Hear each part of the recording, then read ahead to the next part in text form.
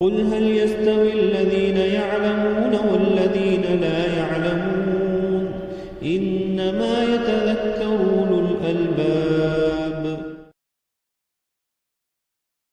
الحمد لله رب العالمين والعاقبة للمتقين الصلاة والسلام على سيدنا وحبيبنا وحبيب رب العالمين أما بعد فأعوذ بالله من الشيطان الرجيم بسم الله الرحمن الرحيم ما آتاكم الرسول فخذوه وما نهاكم عنه فانتهوا وقال تعالى في مقام آخر لقد كان لكم في رسول الله أسوة حسنة صدق الله العظيم. اللهم صل على سيدنا مولانا محمد صلاة تنجينا بها من جميع الأهوال والآفات وتقضي لنا بها جميع الحاجات وتطهرنا بها من جميع السيئات وترفعنا بها عندك على الدرجات وتبلغنا بها أقصى الغايات من جميع الخيرات في الحياة وبعد الممات إنك على كل شيء قدير. محترم عزیزو، ربیع الاول کے مہینے کی مناسبت سے ہم نے رسول اللہ صلی اللہ علیہ وسلم کی سیرت پاک کو سمجھنے کا سلسلہ شروع کیا ہے. گزشتہ جمعہ میں ہم نے چند ایک مسائل اور اللہ کے نبی صلی اللہ علیہ وسلم کی ولادت کے موقع کے مختصر حالات، آپ کی والدہ کی زبانی، آپ کے دادا کے زبانی اور دوسری باتوں کا تذکرہ کیا.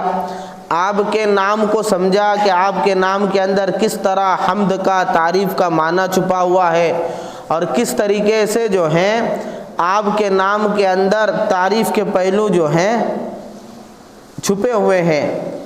اور اسی طریقے سے آپ کے ختنہ کے تعلق سے مسئلے کو سمجھا اور آپ کے رضاعت کے تعلق سے دائی حلیمہ کے واقعے کو سمجھا. اب اسی سلسلے کو آگے بڑھاتے ہیں اور کچھ چیزیں سمجھتے ہیں اور اللہ سے امید کرتے ہیں کہ اللہ کے نبی صلی اللہ علیہ وسلم کی مکمل سیرت کو اللہ بیان کرنے کی، اس کو یاد رکھنے کی، اس کو دعوت میں لانے کی، اس کو عمل میں لانے کی، زندگی میں اتارنے کی توفیق عطا فرمائے. دیکھو، نام کے تعلق سے ایک نقطے کی بات جو علماء اکرام نے لکھی ہے وہ سمجھ لینا بہت ضروری ہے.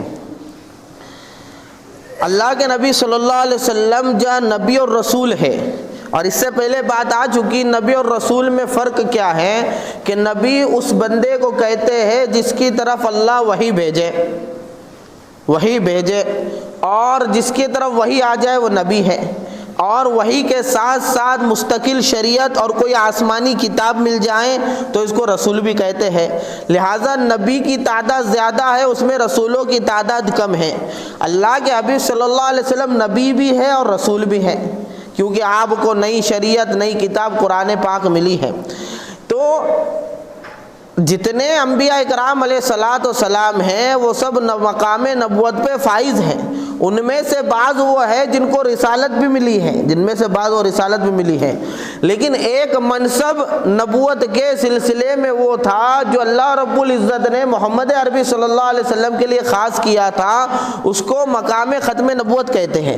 جس وقت ہم ختم نبوت کا تذکرہ کریں گے انشاءاللہ اس کو تفصیل سے لیں گے، لیکن نام کے ضمن کے اندر مجھے ایک بات بتانی ہے، اس لیے یہ تمہیدی گفتگو میں نے کیا کہ اللہ رب العزت نے اپنے حبیب صلی اللہ علیہ وسلم کا نام جو منتخب فرمایا ہے اور جو چنا ہے، اس نام کے اندر ہی اشارہ موجود ہے کہ محمد عربی صلی اللہ علیہ وسلم آخری نبی ہے، اور آپ کو نبی ماننا بھی فرض ہے اور رسول ماننا بھی فرض ہے اور آخری نبی ماننا بھی فرض ہے. وہ کیسے؟ دیکھو، ایک طرف ہم نے یہ سمجھا کہ محمد اور احمد یہ جو آپ کے نام ہیں، ان ناموں کے اندر جو معنی چھپا ہے وہ تعریف کا معنی، حمد کا معنی چھپا ہوا ہے. ٹھیک ہے، اس کی وضاحت ہم نے سمجھی.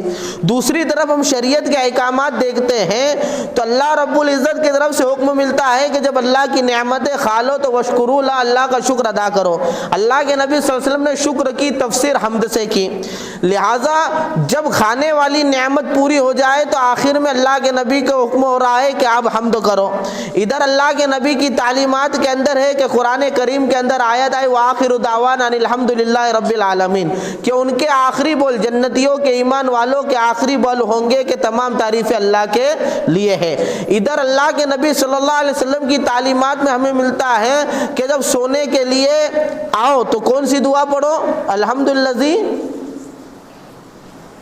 سو کر اٹھو تو کون سی دعا پڑھو؟ الحمدللہ احیانا بعد ما اماتنا والیہ النشور، کہ تمام تعریفیں اس کے لیے ہے جس نے ہم کو موت دی، یعنی سلایا پھر دوبارہ جگایا۔ جب سونے کے لیے آؤ تو کون سی دعا پڑھو؟ اللہم بسمک اموت و احیا، یہاں سے سونے کی ابتدا ہو رہی ہے اور صبح سونے کا معاملہ ختم ہو رہا ہے، اور نیند اللہ کی ایک بڑی نعمت ہے، لہٰذا جب سونے والی نعمت ختم ہو رہی ہے وہاں پر حمد، کھانے والی نعمت جب ختم ہو رہی وہاں پر حمد، یعنی ہم تعلیمات نبوی کے اندر اگر دیکھیں گے تو ہر نعمت کے اختتام کے اوپر اللہ نے حمد کرنے کا حکم دیا ہے اور حمد کرنے کا طریقہ جو ہے بتایا ہے۔ لہٰذا پتہ یہ چلا کہ شریعت کے اندر اصول اللہ نے یہ قائم کیا اور ترتیب یہ قائم کی کہ جہاں پر نعمت پوری ہو جائے وہاں پر حمد کی جاتی ہے۔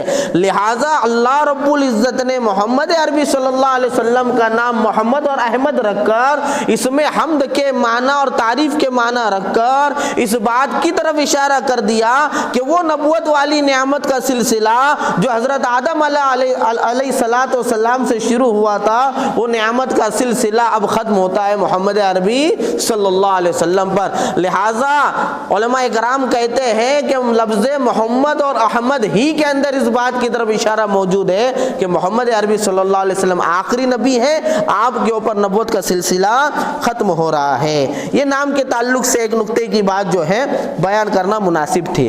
اب ایک ہوتا ہے نام اور ایک ہوتی ہے کنیت۔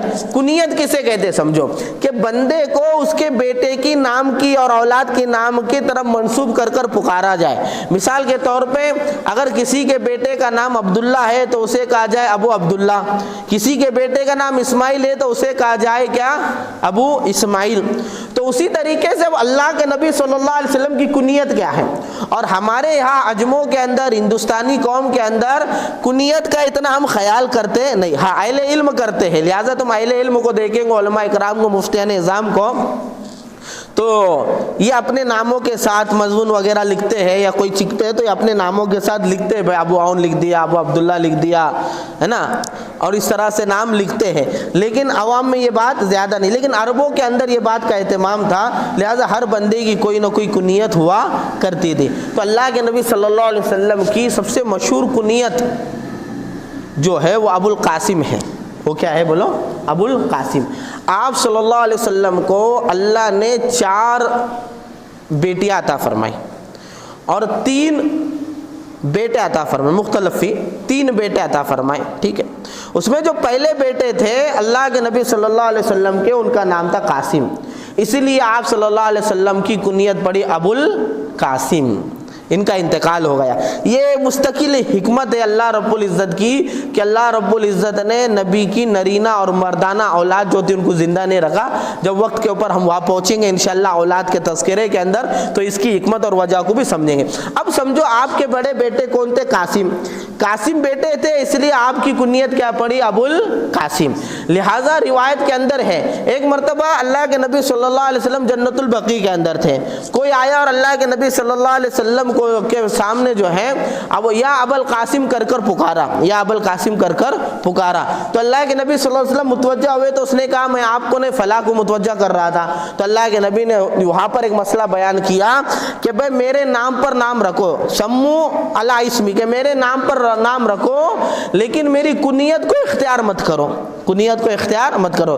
لہٰذا علماء کرام نے مسئلہ بیان کیا ہے کہ جب تک اللہ کے نبی صلی اللہ علیہ وسلم حیات تھے، جب تک اللہ کے نبی صلی اللہ علیہ وسلم حیات تھے، محمد نام رکھنے کی تو اجازت تھی، ابو القاسم کنیت اختیار کرنے کی اجازت نہیں تھی۔ اس کی وجہ یہ تھی کہ اللہ کے نبی صلی اللہ علیہ وسلم میں اور دوسرے کے نام میں مشابہت نہ لگ جائے اور اشتباہ نہ پیدا ہو جائے۔ اس لیے کنیت۔ ہاں البتہ اب اللہ کے نبی جب دنیا سے پردہ فرما گئے ہیں تو اب کوئی بندہ اگر اپنا نام محبت رکھتا ہے اور اپنا کنیت ابو القاسم رکھتا ہے تو اس کو جو ہے اس کی اجازت ہے، گنجائش ہے، لہٰذا ابو القاسم آپ کی کنیت ہے، ہو گئی۔ اب ایک دوسری کنیت روایت کے اندر آتی ہے۔ اصل میں دیکھو مقوقس ایک اسکندریہ کا ایک بادشاہ تھا، اس نے مقوقس نے اللہ کے نبی صلی اللہ علیہ وسلم کے لیے ایک باندی ہدیہ کی تھی جس کا نام تھا ماریہ قبطیہ رضی اللہ عنہا، بعد میں وہ ایمان والی بن گئی، ماریہ قبطیہ۔ اور اس زمانے کے اندر باندیوں کا نظام چلتا تھا اور باندیوں سے تعلقات قائم کرنا بھی جائز تھا، اور جب باندی سے اولاد ہو جاتی تھی تو اس کو جو ہے نا ام ولد کہتے تھے، ام ولد کہتے تھے، اور ام ولد کہنے کے بعد وہ باندی آزاد ہو جایا کرتی تھی، ٹھیک ہے۔ تو ماریہ قبطیہ رضی اللہ عنہ سے اللہ کے نبی صلی اللہ علیہ وسلم کو ایک اولاد پیدا ہوئی اور اس کا نام جو ہے ابراہیم رکھا۔ اب اللہ کے نبی صلی اللہ علیہ وسلم اس اولاد کے نسب کے مسئلے کو لے کر سوچ رہے تھے، اتنے میں جبریل امین وحی لے کر آئے اور اللہ کے نبی صلی اللہ علیہ وسلم سے کہا یا ابا ابراہیم، کیا کہا؟ یا ابا ابراہیم، اے ابراہیم کے باپ۔ تو یہاں سے اللہ کے نبی صلی اللہ علیہ وسلم کی دوسری کنیت بنی ابو ابراہیم، اور مسئلہ بھی ظاہر ہو گیا کہ باندی سے اگر اولاد پیدا ہو جائے تو اس کا نسب بھی باپ سے ثابت ہوگا، یعنی جس کے ذریعے سے وہ پیدا ہوا ہے۔ بہرحال ابھی باندی وغیرہ کا نظام ابھی ختم ہو چکا ہے، اس لیے یہ مسئلے زیادہ سمجھ میں آتے بھی ہے نہیں۔ بہرحال اللہ کے نبی صلی اللہ علیہ وسلم کی ایک کنیت کیا تھی؟ ابو القاسم، دوسری کنیت کیا تھی؟ ابو ابراہیم۔ بہت سی روایتوں کے اندر ابو القاسم کا بھی تذکرہ ہے اور اس کا بھی تذکرہ ہے، ٹھیک ہے۔ اور کنیت کے تعلق سے میں نے آپ کو مسئلہ بتا دیا کہ جب تک اللہ کے نبی بقید حیات تھے جب تک نام رکھنے کی اجازت تھی، کنیت کی اجازت نہیں تھی۔ اب اگر کوئی بندہ اللہ کے نبی صلی اللہ علیہ وسلم کے نام کے اوپر اپنا نام محمد رکھتا ہے، اپنی کنیت ابو ابراہیم رکھتا ہے، ابو القاسم رکھتا ہے، تو یہ اس کے لیے جائز ہے۔ یہ ہو گیا اللہ کے نبی صلی اللہ علیہ وسلم کا نام اور آپ کی کنیت۔ آپ جس خاندان سے آتے ہیں وہ خاندان بڑا جو ہے اشرف خاندان ہے، بڑا مقدس مانے جانے والا خاندان تھا۔ یہ وہ خاندان تھا جو کعبے کی حفاظت کرتا تھا، کعبے کی جو ہے محافظت کرتا تھا۔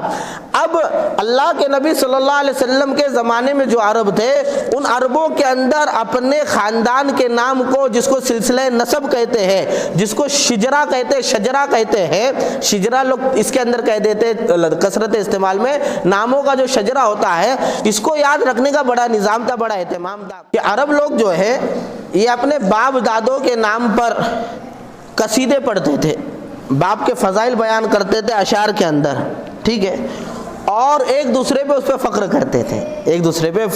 کرتے تھے۔ اللہ کے نبی صلی اللہ علیہ وسلم کی آمد کے بعد بتایا گیا کہ فخر کی چیز یہ باپ دادے اور خاندانی سلسلے نہیں ہے، فخر کی چیز تو یہ اللہ کا ڈر ہے، اللہ کا تقوی ہے۔ اس لیے فرمایا کہ تم میں سب سے مکرم شخص وہ ہے جو تقوی والا ہو، جو اللہ سے ڈرنے والا ہو، ٹھیک ہے۔ لہٰذا یہ اللہ کے نبی صلی اللہ علیہ وسلم کی کنیت ہوئی، آپ کا جو ہے نسب ہوا۔ اب اللہ کے نبی صلی اللہ علیہ وسلم دنیا میں آنے کے بعد آپ کے دودھ کا سلسلہ شروع ہوا، دودھ پینے کا۔ تو میں نے بتایا گزشتہ جمعہ میں 2-4 دن اپنی والدہ آمینہ سے دودھ پیا، اس کے بعد صوبیہ رضی اللہ عنہ سے دودھ پیا، اس کے بعد دائیں حلیمہ آپ کو کہاں لے کر چلے گئی؟ اپنے گھر بنی سعد کے اندر لے گئے۔ اب اللہ کے نبی صلی اللہ علیہ وسلم 2 سال کی عمر تک بنی سعد میں حضرت دائی حلیمہ کے پاس رہے۔ دائی حلیمہ کے پاس وہی برکتیں ہوئی جو گزشتہ جمعہ کے اندر تفصیل سے بیان کی گئی کہ ان کی بکریوں میں برکت ہو گئی، ان کے دودھ میں برکت ہو گئی، ان کے گھروں کے اندر برکت ہو گئی۔ 2 سال کا جو ہے یہ نظام تھا کہ 2 سال بچے کو دودھ پلا کر، وہ دودھ پلانے والی مائیں جو ہوتی تھی، رضاعت والے جو ہوتے تھے، وہ واپس لا کر اپنے حقیقی ماؤں اور باپوں کے حوالے بچوں کو کر دیتے تھے۔ اب 2 سال کا یوں سمجھ لو کہ ایک طرح کا ایگریمنٹ ہوتا تھا۔ اب وہ ایگریمنٹ ہوا پورا 2 سال کا۔ اب اللہ کے نبی صلی اللہ علیہ وسلم کو آمینہ رضی اللہ عنہ کے پاس لے کر کون آیا؟ دائی حلیمہ آئی۔ اور چونکہ دائی حلیمہ دیکھ چکی تھی کہ اس بچے کے میرے گھر میں آنے سے میرے گھر میں 4 چاند لگ چکے ہیں، برکتیں آ چکی ہے، اور میری شان بلند ہو چکی ہے، تو برکت والے بچے کو چھوڑنا نہیں چاہتے تھے۔ اس لیے آپ صلی اللہ علیہ وسلم کی والدہ محترمہ حضرت آمنہ سے درخواست کی کہ اگر آپ کی اجازت ہو تو چند سال میں اسے اور سنبھال لوں۔ تو لکھا ہے مورخین نے، سیرت نگاروں نے، کہ اس زمانے کے اندر کچھ ماحول بھی جو ہے بچوں کے بیماری وغیرہ کا جو ہے چل رہا تھا، تو بی بی آمنہ نے سوچا کہ بھائی جب یہ اصرار کر رہی ہے تو اس کو اور موقع دے دیتے ہو۔ دوبارہ ان کو واپس لانے کے اللہ کے نبی صلی اللہ علیہ وسلم کو دوبارہ دائی حلیمہ کے حوالے کر دیا۔ دائی حلیمہ واپس لے کے آئی، 2 سال کی عمر اور رہے، 4 سال کی عمر ہوئی۔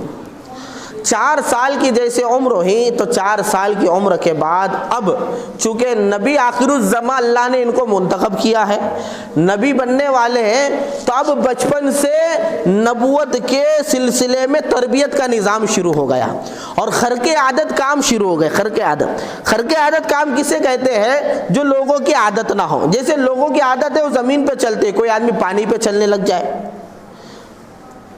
دنیا کا اصول یہ ہے کہ آگ جلاتی ہے لیکن آگ کسی کو جلائی نہ، جیسے حضرت ابراہیم علیہ السلام کو نہیں جلایا۔ تو یہ عادت کے خلاف جو کام ہوتے ہیں اس کو خرق عادت کہتے ہیں۔ تو خرق عادت کاموں کا سلسلہ شروع ہو گیا، لہٰذا اللہ کے نبی صلی اللہ علیہ وسلم کا سب سے پہلے شق صدر یعنی سینے کو پھاڑنا، سینے کو چاک کرنا اور قلب مبارک کو دھونا، یہ سلسلہ شروع ہو گیا۔ دیکھو یہاں اصولی بات یاد رکھو، علماء اکرام نے لکھا ہے کہ پوری زندگی کے اندر اللہ کے نبی صلی اللہ علیہ وسلم کا سینہ 4 مرتبہ چاک کیا گیا، پھاڑا گیا، اس میں سے قلب کو نکالا گیا، اس کو بھی جو ہے پھاڑا گیا، کاٹا گیا، اور اس طریقے سے اس عمل کو شق صدر کہتے ہیں، اور پھر دوبارہ سی دیا گیا۔ تو شق صدر کا واقعہ اللہ کے نبی صلی اللہ علیہ وسلم کی زندگی میں کل 4 مرتبہ پیش آیا۔ سب سے پہلے طفولیت اور بچپن کے زمانے میں 4 سال کی عمر میں جب آپ دائی حلیمہ کے گھر پہ تھے۔ دوسری مرتبہ جب آپ کی عمر جو ہے 10 سال کی ہوئی اور آپ مکہ مکرمہ میں تھے۔ تیسری مرتبہ جب آپ کو نبوت ملنے کا اعلان کیا جانا تھا اور 40 سال کی عمر کے وقت آپ کی عمر ہو چکی، 40 سال کے قریب آپ کی عمر ہو چکی تھی، تو تیسری مرتبہ بعثت کے وقت، نبوت ملنے کے وقت آپ کے سینے کو چاک کیا گیا، اور چوتھی مرتبہ معراج سے پہلے۔ اب کیا ہے تفصیل سمجھو۔ ادھر جب آپ صلی اللہ علیہ وسلم 4 سال کے ہو گئے تو اپنے دوسرے شریک بھائی حضرت حلیمہ کے بیٹے کے ساتھ اور دوسرے بچوں کے ساتھ بکریاں چرانے کے لیے بن میں اور جنگل میں، باغات میں جانے لگے۔ ایک دن کیا ہوا کہ گھبرائے ہوئے آپ کے رضائی بھائی دائی حلیمہ کے بیٹے دوڑے جو ہے دائی حلیمہ کے پاس آئے اور کہنے لگے کہ ہمارا جو عربی بھائی ہے محمد، اس کے ساتھ یہ معاملہ پیش آیا کہ 2 لوگ آئے، انہوں نے سفید کپڑے پہنے ہوئے تھے، انہوں نے محمد کو لٹایا، اس کے سینے کو پھاڑا، اس کے سینے میں سے جو ہے دل کو نکالا، پھر دل کو پھاڑا۔ یہ منظر دائی حلیمہ کے سامنے جیسا بچوں نے پیش کیا، دائی حلیمہ کے پیروں کے نیچے سے زمین سرک گئی اور بالکل جو ہے پریشان ہو گئی، اور ادھر جو ہے ان کے شوہر جو آپ صلی اللہ علیہ وسلم کے رضائی والد لگتے تھے، یہ دونوں پریشان ہوئے اور جس حال میں تھے اسی حال میں دوڑ کر جو چلے گئے کہ بچے کے ساتھ یہ کسی نے کوئی حادثہ کر دیا۔ تو جا کر جب بن کے اندر، باغ کے اندر پہنچے تو کیا دیکھتے ہیں کہ محمد صلی اللہ علیہ وسلم بیٹھے ہوئے ہیں، گھبراہٹ کی حالت کے اندر ہیں، اور آپ جو ہے شق صدر کا معاملہ ہو چکا ہے۔ لہٰذا معاملہ کیا ہوا تھا؟ معاملہ یہ ہوا تھا کہ جبریل امین علیہ السلام اور روایت کے اندر میکائیل علیہ السلام، یہ 2 فرشتے اللہ کے حکم سے انسان کی شکل میں سفید لباس پہن کر آئے، آپ صلی اللہ علیہ وسلم کو لٹایا، سینے کو چیرا، سینے میں سے دل کو نکالا، دل کو چیرا، اور اس میں سے گوشت کے ٹکڑے نکالے، اور سونے کے تشت کے اندر یعنی سونے کے برتن کے اندر برف لے کر آئے تھے۔ دوسری روایت میں زمزم کا پانی لے کر آئے تھے، ممکن ہے کہ برف بھی زمزم کے پانی ہی کا بنا ہو، وہ لے کر آئے تھے، اور اس سے آپ کے قلب اطہر کو دھویا، اور جب وہ گوشت کا ٹکڑا نکالا، خون کا ٹکڑا جب دل میں سے نکالا تو کہا کہ یہ شیطان کا حصہ ہے۔ یہ کیا ہے؟ شیطان کا حصہ ہے۔ اس کے بعد اس برتن کے اندر آپ کے دل کو دھویا، اور دھونے کے بعد اس کو دوبارہ سینے میں رکھا اور اس کو سی دیا، اور سینے کے بعد جو ہے دل کے پیچھے سائڈ یعنی یہ دونوں شانے جو ہیں اس کے بیچ میں، یعنی دل کے پیٹ والی سائیڈ کے اوپر ایک مہر لگا دی اور چلے گئے۔ دائی حلیمہ آئی، اللہ کے نبی صلی اللہ علیہ وسلم کو سینے سے لگایا، پیار کیا، پھر جو ہے دائی حلیمہ کے شوہر نے جو ہے سینے سے لگایا، پیار کیا، گھر پہ آئے، اور گھر پہ آنے کے بعد جو ہے اب پریشان ہو گئے کہ یہ بڑی نعمت کہیں ضائع نہ ہو جائے۔ دائی حلیمہ سمجھ نہیں پائے۔ دائی حلیمہ یہ جانتی تھی کہ یہ بچہ جو ہے بڑا برکتوں والا ہے، اس کے آنے کے بعد میرے گھر کے اندر عجیب عجیب واقعات ہوئے، لیکن اتنا عجیب واقعہ ہوگا یہ اس کے تصور میں نہیں تھا، لہٰذا گھبرا کر ان کو مکہ لے کر آئی۔ اللہ کے نبی صلی اللہ علیہ وسلم کی والدہ حضرت آمنہ سے تذکرہ کیا کہ اس کے ساتھ ایسا معاملہ ہوا ہے، تو اللہ کے نبی صلی اللہ علیہ وسلم کی والدہ حضرت آمنہ کا کوئی تعجب کا معاملہ نہیں کیا یہاں پر، بلکہ دائی حلیمہ کو وہ واقعہ سنائے کہ جب محمد عربی صلی اللہ علیہ وسلم میرے بطن میں تھے اور جب پیدا ہو رہے تھے تو پیدا ہونے کے وقت اور میرے بطن میں جب تھے، جب اللہ کی کیسی کیسی میں نے خرق عادت نعمتیں دیکھی، اس وقت روشنی آ جا رہی ہے اور فلاں فلاں جو واقعات جو ہے تفصیل کے ساتھ بیان کیے، لہٰذا یہ بچہ ایسا ہی ہے کہ اس کے ساتھ خرق عادت کام اللہ کے کرامتیں اور معجزات ہو رہے ہیں، لہٰذا حضرت آمنہ کو کوئی تعجب نہیں۔ بہرحال اللہ کے نبی صلی اللہ علیہ وسلم جو ہے پھر اپنی والدہ کے پاس رہنے لگے، یہ 4 سال کی عمر میں۔ اب یہاں پر علماء اکرام نے لکھا ہے شق صدر کا مقصد کیا تھا، شق صدر کا مقصد کیا تھا، اور برف سے دھونے کا کیا حکمت تھی۔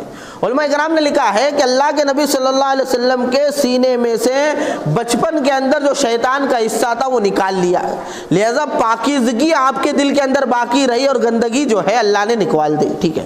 پھر اصل میں شیطان کا حصہ ہونے کا مطلب یہ ہے کہ شیطان کی طرف سے جو گناہ کے جذبات تھے وہ جذبات نکالے گئے، اور گناہ کے جذبات میں گرمی ہوتی ہے، گناہ کے جذبات میں گرمی ہوتی ہے، اس لیے برف سے دھو کر، پانی سے دھو کر سب سے پہلے تو دل کو گندگی سے صاف کیا گیا، کیونکہ گندگی کو صاف کرنے کا آلہ پانی ہے، گندگی کو صاف کرنے کا آلہ کیا ہے؟ پانی ہے، لہذا دل کو پانی سے دھو کر گندگی کو صاف کیا گیا اور ٹھنڈے پانی کا استعمال کر کر گناہ کی تاثیر کو ختم کیا گیا۔ دیکھو علماء کرام نے لکھا ہے کہ اطاعت اور فرما برداری کی تاثیر یہ ٹھنڈی ہے اور گناہ کی تاثیر گرم ہے، اس لیے قرآن کریم میں اللہ رب العزت جو ہے یتیم کا مال کھانے والوں کے تعلق سے کہتے ہیں کہ جو لوگ یتیموں کا مال کھا رہے ہیں وہ اپنے پیٹوں میں جہنم کی آگ بھر رہے ہیں، جہنم کی آگ بھر رہے ہیں، ٹھیک ہے۔ دنیا کے اندر یہ کتنا بھی میٹھا لگے، آخرت کے اندر جہنم کی آگ بن جائیں گے۔ ایک روایت میں اللہ کے نبی نے فرمایا کہ صدقہ برائی کو ایسے مٹاتا ہے، بجھاتا ہے، صدقہ برائی کو ایسے بجھاتا ہے جیسے ٹھنڈا پانی جو ہے آگ کو بجھاتا ہے، آگ کو بجھاتا ہے۔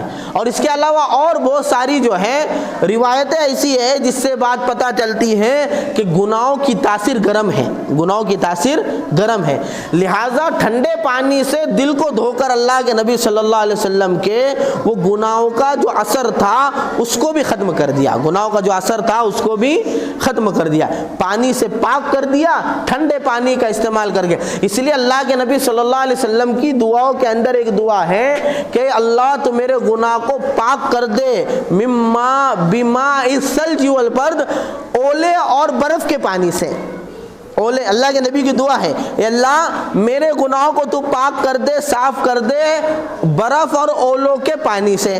تو یہاں پر اللہ کے نبی صلی اللہ علیہ وسلم نے اولے اور برف کا تذکرہ کر کر بھی اس طرف اشارہ کیا ہے کہ جب آدمی گناہ کرتا ہے تو گناہ کی تاثیر گرم ہوتی ہے، اس کو صاف کرنے کے لیے ٹھنڈے پانی کا استعمال کیا جاتا ہے، لہٰذا اللہ کے نبی صلی اللہ علیہ وسلم کے قلب مبارک کو ٹھنڈے پانی سے دھو کر گناہ کی پوری تاثیر کو اور اس کی پوری گندگی کو ختم کیا گیا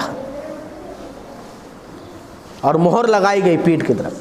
اب علماء کرام کی اس میں 2 رائے ہے کہ آپ کے जिस्म मुबारक पर मोहर नबुवत कब लगी। मैंने गुज़िश्ता जुमा में एक रिवायत सुनाई थी जिसके अंदर तज़किरा ये है कि अल्लाह के नबी जब पैदा हुए तो पैदाइश के साथ आपके जिस्म मुबारक पर मोहर नबुवत लगी हुई थी।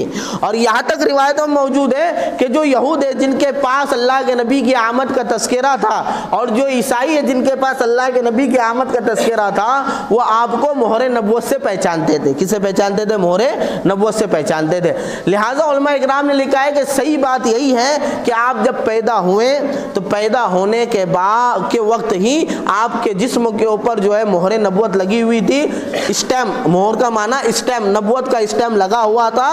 और आपका शक्के सदर के बाद दोबारा जो मोहर लगाई गई उसी मोहर के ऊपर मोहर लगाई गई। इसकी हिकमत क्या है? इसकी हिकमत उलमा इकराम ने ये लिखी है कि कोई भी काम मुकम्मल होने के बाद उसको बंद कर कर मोहर लगाई जाती है ताकि अंदर से कोई चीज़ बाहर ना आए। लिहाजा आपके सीने को चाक कर कर जो खैर अल्लाह रब्बुल इज़्ज़त ने अंदर डाल दी थी, अब मोहर लगा दी गई, खैर वापस आएंगी नहीं। ये पहला वाक़या हुआ शक्के सदर का 4 साल की उम्र में। आपकी उम्र मुबारक पहुंची 10 साल को, 10 साल को। अब 10 साल का जो बच्चा होता है वो लहू व लाइब, खेल कूद के अंदर बहुत ज़्यादा मुनहमिक हो जाता है। और इस कदर मुनहमिक हो जाता है 10 साल का बच्चा और इस उम्र के जो बच्चे हैं कि वो मकसद ज़िंदगी भूल जाते हैं, वो खेलने में मगन रहते हैं। तो आप सल्लल्लाहु अलैहि वसल्लम की तरबियत का निज़ाम यूँ फरमाया कि फिर जिब्रील अमीन आए सफ़ेद पोशाक में। अल्लाह के नबी सल्लल्लाहु अलैहि वसल्लम से सहाबा ने पूछा कि भाई नबूवत के शुरू के अहवाल बताओ। तो अल्लाह के नबी ने ये वाक़या सुनाया, मेरी उम्र जब 10 साल की हुई तो जिब्रील अमीन आए सफ़ेद पोशाक में, मुझे लिटाया और फिर मेरे सीने को चाक किया और उसमें से दिल को निकाला, सोने के तश के अंदर रखकर जमजम से धोया, जमजम से धोया, फिर उसको जो है वापस सीने के अंदर रखकर उसको सी लिया। एक रिवायत के अंदर है, हज़रत अनस फरमाते हैं हम अल्लाह के नबी सल्लल्लाहु अलैहि वसल्लम के सीने पर सिलाई के निशानात देखते थे, सिलाई के निशानात देखते। दूसरी मर्तबा हुआ, उलमा इकराम कहते हैं रिवायत के अंदर है कि दोनों फरिश्ते आपस में बात करने लगे कि भाई ये वही बच्चा है, क्योंकि आप जो है जंगल में जा रहे थे, मक्का के पास थे, झाड़ियों में, जंगल में, बागात में जा रहे थे। फरिश्ते एक ने कहा ये वही है, तो दूसरे ने कहा ये वही है। फिर दोनों ने आप सल्लल्लाहु अलैहि वसल्लम को पकड़ा, आपको लिटाया, आपके सीने को चाक किया। उसमें से बात करते हुए फरिश्ते ने कहा कि इसके सीने से हसद और कीना को निकाल दो, इसके सीने से हसद और कीना को निकाल दो। और फिर कोई चीज़ जो है चांदी की तरह साफ शफ़ाफ मेरे सीने में डाली गई। अल्लाह के नबी फरमाते हैं और फरिश्ते ये कह रहे थे कि ये तरहम का मादा है, रहम का मादा है। लिहाजा हसद और कीना और जो तुफूलियत के जो थे ना, बचपन में जो लहू लहीब के जो जज्बात पैदा होने वाले थे उसको निकाल दिया गया और उम्मत की मोहब्बत, रहम दिली आपके सीने में डाल दी गई, फिर सीने को सी दिया गया। उसके बाद अल्लाह के नबी सल्लल्लाहु अलैहि वसल्लम की ज़िंदगी उम्मत पे रहम करने वाली बन गए। ये 10 साल की उम्र में हुआ। इसकी हिकमत ये थी, जैसे मैंने शुरू में बताया कि 10 साल की उम्र में जो बच्चा पहुंचता है वो खेल कूद के अंदर अपनी ज़िंदगी के मकसद को भुला देता है। लिहाजा अल्लाह के नबी सल्लल्लाहु अलैहि वसल्लम की ज़िंदगी के मकसद को आप सामने रखें, इसलिए अल्लाह ने फिर शक्के सदर कराया। दूसरी मर्तबा सीना चाक किया गया और उसको धोया गया जमजम से। अब आप जवान हुए, जवानी के अंदर आपके रहम के वाक़यात मशहूर है, जैसे आगे तज़किरा करूँगा मैं इंशाअल्लाह, जैसे जैसे आगे तज़किरा चलेगा। वो जवानी गुजरी आपकी उम्र पहुँची 40 के करीब। अब मौका आया, कई का मौका आया? नबूवत के मिलने का। तो अब चूँकि आपके सीने मुबारक में नबूवत के उलूम को डालना था और नबूवत की ज़िम्मेदारी को डालना था, आप नबूवत के मकाम का तहम्मुल करने वाले बन जाए, आप नबूवत के मनसब को बर्दाश्त करने वाले बन जाए, आप नबूवत के मनसब को बखूबी अंजाम देने वाले बन जाए। इसके लिए फिर अल्लाह ने तरबियत का निज़ाम ये फरमाया, फिर जिब्रील आए और आपके सीने को चाक किया और फिर दिल को निकाल कर धोया और वापस जो है उसको डालकर उसको सी दिया دیا. اب نبوت سے پہلے نبوت کی صلاحیت پیدا کرنے کے لیے پھر یہ خرق عادت کے طور پر یہ معجزہ ظاہر کیا گیا. یہ تیسری مرتبہ تھی.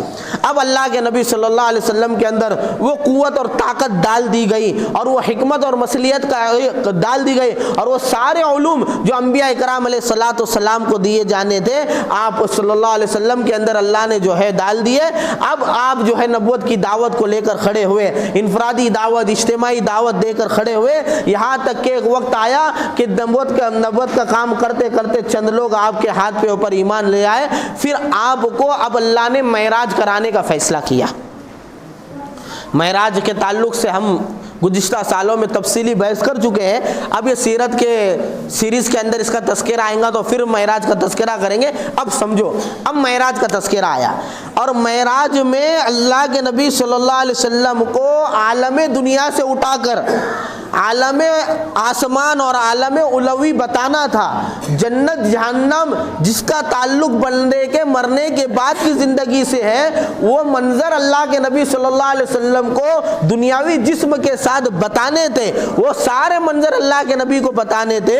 اس لیے اب اندر میں ایسی صلاحیت کا ہونا ضروری تھا وہ سارے منظر کو دیکھ کر اس کا تحمل کر سکے, اس کو برداشت کر سکے. اس لیے اللہ کے نبی صلی اللہ علیہ وسلم کو معراج سے پہلے پھر ایک مرتبہ شک صدر کیا گیا, آپ کے قلب مبارک کو دھویا گیا اور سی لیا گیا. لہٰذا اللہ کے نبی بیان کرتے ہیں, میں اپنے گھر میں تھا, جبریل امین آئے. جبریل امین آنے کے بعد مجھ سے جو ہے میں نے دیکھا کہ جبریل امین سورج کے سامنے ہے اور مشرق مغرب کے اندر پھیلے ہوئے ہیں اور وہ اپنی اصلی حالت کے اندر ہے. میرے اندر اور ان کے اندر کچھ اجنبیت تھی, لہٰذا آپ نے جو ہے اجنبیت ختم کرنے, انسیت اور محبت پیدا کرنے کے لیے مجھ سے کچھ باتیں کی اور ایک جگہ کا اشارہ کیا کہ وہاں پر آ جاؤ. میں جب وہاں پر پہنچا تو ایک اور فرشتے آ گئے. وہاں پر اللہ کے نبی صلی اللہ علیہ وسلم کو لٹایا گیا. پھر 3 مرتبہ جیسا ہوا تھا پھر آپ کے سینے کو چاک کیا گیا, آپ کے قلب اطہر کو نکالا گیا, اس کو دھویا گیا, واپس رکھ کر جو ہے اس کو سی دیا گیا. وہ سلائی کے اثر حضرت انس کی روایت کے اندر ہے